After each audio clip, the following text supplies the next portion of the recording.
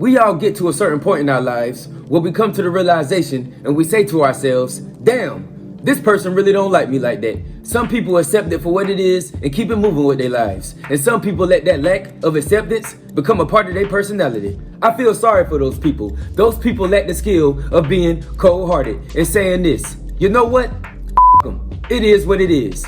They don't know how to say it is what it is about the situation. Instead, they say this, I don't know what we went wrong, but I'm gonna make this right. But y'all didn't go wrong. There's nothing to make right. You chasing the validation you're never going to get. They don't like you. They don't rock with you. Keep it moving. I mean, yeah, it's gonna hurt because you have sentimental value for the person, but I guarantee you this, if you focus on how much that person don't value you, after a while, you ain't gonna give a damn. I promise you. And as more time goes by, you gonna be so numb to the situation, you gonna start feeling like a goofy. Like, damn, I was really out here in these streets trying to be accepted. For what?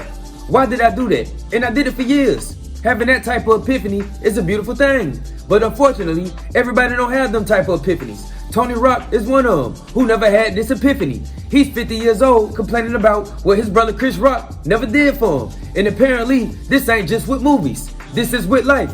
He said he only asked his brother Chris for 5 favors his whole life, and Chris said no every single time.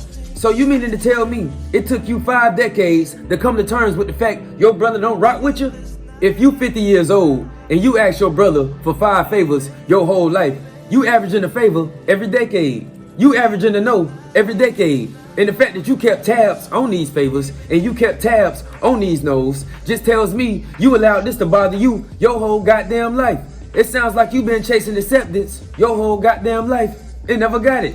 And I feel like that Will Smith incident, how you tried to step up to the plate and be your brother's keeper after he got slapped like a prostitute that was $20 short. You tried to defend Chris's honor, and he still ain't acknowledged you. That had to be the final straw for you. But the final straw should have been 20 to 25 years ago. If you would have accepted the fact your brother don't rock with you 20 to 25 years ago, you probably would have been 100 times more successful in acting than you are now. You spent the majority of your acting career, damn near all of your acting career, waiting on your brother, waiting to be accepted. If you would have spent your acting career being numb to that acceptance and making things happen for yourself, you probably would have had a few Hollywood classics. But nah, you over here watching Eddie Murphy and Charlie Murphy, you over here watching the Wayans brothers and thinking to yourself, one day that's gonna be me and my big bro. A little tear flowing down your eyes, wifey rubbing your shoulders, telling you to stay resilient and to never give up. Nah. It's time to give up. Give up on the brotherhood. It is what it is. This been going on for 50 years now. It's time for that epiphany to happen. It should have been happened. Tighten up.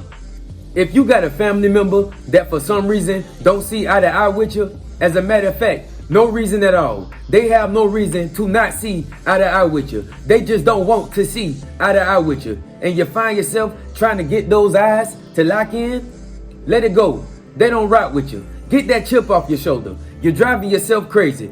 Putting that heart on ice for self-growth and for self-preservation is something we all need to do. Because if you don't, you're probably going to end up in your 50s complaining about what somebody didn't do for you, when that somebody never liked your ass to begin with.